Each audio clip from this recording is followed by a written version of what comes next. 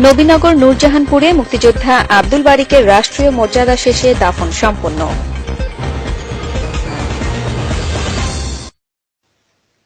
ব্রাহ্মণবাড়িয়ার নবীনগর উপজেলার বড়িকান্দি ইউনিয়নের নূরজাহানপুর গ্রামের ৯৫ বছর বয়স্ক বীর মুক্তিযোদ্ধা আব্দুল বারিককে রাষ্ট্রীয় মর্যাদা শেষে পারিবারিক কবরস্থানে মঙ্গলবার বিকেলে দাফন করা হয়েছে।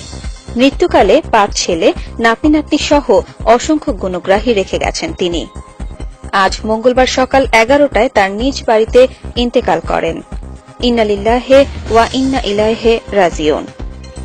নূরজাহানপুর স্থানীয় হাফিজিয়া মাদ্রাসা মাঠে বিকেলে জানাজা শেষে রাষ্ট্রীয় সালামি দেয়া হয়। উক্ত সালামি নেতৃত্বে দেন Salimganj police camp in charge SI Mohammad Golam Mostafa.